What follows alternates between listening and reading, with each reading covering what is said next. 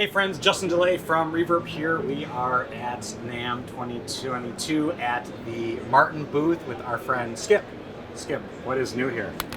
Well, what's new is pretty cool. You got to check out this case, right? When CFM Christian Frederick Martin Sr. was coming across the water on the boat, he followed the night sky, right? So we've now made our 2.5 millionth guitar at Martin, and this is it. So if you look in real close at the pickguard, you'll see a map of what was Manhattan at the time, and then there's a ruby that illustrates where the original location was. And if you go there now today, it's the Holland Tunnel, but there is a plaque commemorating where it used to be, so it's really cool. And this is, just putting you back to that time where they're coming across the Atlantic on a boat. It's nighttime. It took 160 days to travel from Markirch in Germany to Hudson Street, New York City. Could you imagine? I mean, we do it in 8 hours with a martini or a beer sitting on an airplane, right? But that was a journey, and it was a journey making 2.5 million guitars, and thanks to everybody involved, and also handed to Christian Frederick Martin IV, our current CEO and owner. It's been a fantastic ride. Okay, so what do we got from the artist perspective this year? Super cool, especially for me. Shake Your Moneymaker came out. Rich Robinson's guitar player for the Black Crowes, and played a Martin. And the story behind, his dad was a musician, and that's how Chris, the singer, and Rich, the guitar player for the Black Crowes, got into it following their father.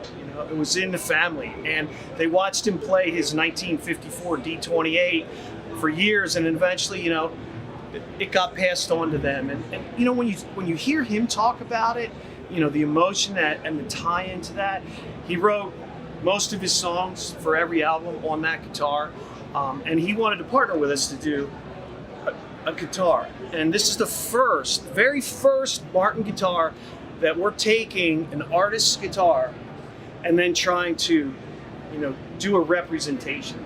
So what this is a 1954 D28 representation of his father's guitar that they wanted to appropriately call the Appalachian, because that was a band that his father played in. And if you look in the label on the inside, there's a label that appropriately points out the Appalachian.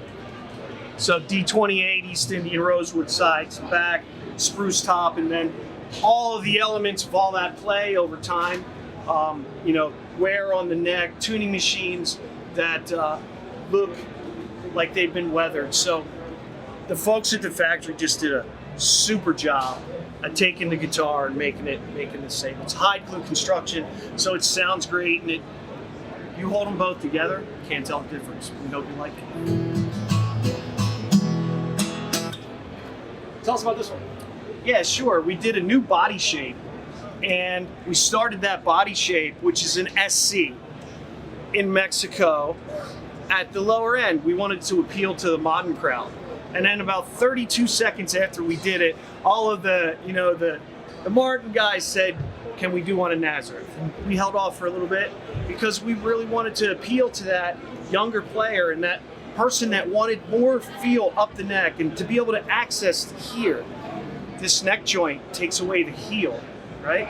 So I can come all the way up here and play in these registers, and my palm fits real easy in this, and that's that shoreline neck joint. So all of that we did at the lower end, but now we've incorporated it into a really high-end, beautiful inlaid pearl top Sitka spruce with a kind of its own tree of life type fingerboard inlay, but one of a kind to this model. So it's a custom shop SC version, made in Nazareth, $79.99. And check it out, it's just gorgeous. Built in the modern deluxe platform. So it's a torrefied Sitka spruce top and carbon fiber. And I can go on liquid metal bridge pins, but you can check all that out. And we're really happy with the way it came out. Okay, so what do we have here? These are all our authentics. what's cool about the Authentics is we do them, we think we get them pretty close, and then the experts go, really good, but, right? And we listen to that. We like their feedback. They study our guitars, and they show us some things, and we think about it, and we talk, and then we go, maybe, and we take a look at, could we do it a little bit better? So if you look at our Authentics that we first did, or any of the D28s that we were building, the body shape's just a little bit different. And what it is if I'll take this guitar and I'll push down on it, right? It flattens it out here. And our current ones are a little bit more rounded. And the Richard Johnsons, Fred Osters, and George Groon, my buddy, they point that stuff out because they really are aficionados, and they show us, and we take a look at what we could do. And that was one of the things we noticed, that the forms were a little worn. And because the forms were worn, that body shape changed over time. So we went and we made it a little bit more authentic, where this is a tighter radius here and it's more flat. And if you take a 1937 D28 now and you lay it right against there, it's right on. And the thickness just a little bit different, right? So each one of those little tweaks helps us to get a little bit closer each time, and that was really the big change here, getting that closer. They will be available aged as well. We want to try to get the new ones out there first, and you'll be able to order them aged when they come through. Now let me talk about this D18. It has the new body shape, but this is a 1937, and what was on our price list was a 1939. The thing with the Authentics is back then, things changed, from year to year, and those folks that really know, they can tell you, well, no, not in that year, right? So the neck is a little bit different. The original 37 that we did had a real chunky neck, and we chose a different one to scan and try to get closer, or as exact as it was, because that one had a thinner neck, a better feel to it. We have people that would say, I like this one better than that one, and I'm sure you guys have all heard that out there, where people would grab the same style but like one or over the other, and that's what the Authentics do. We had that little bit of splash that makes it different. So this has a different neck on it than our previous 37.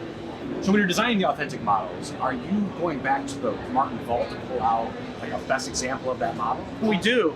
Not always just our vault, but we have so many guitars, and I will credit Chris with just a phenomenal idea to set the museum up. If you guys haven't been there, you got to come out. But if we have it, yes, we do. But we also phone a friend. If we know somebody that has one and they're willing to lend it to us, we love that. We appreciate that type of collaboration. And the music industry is different that way.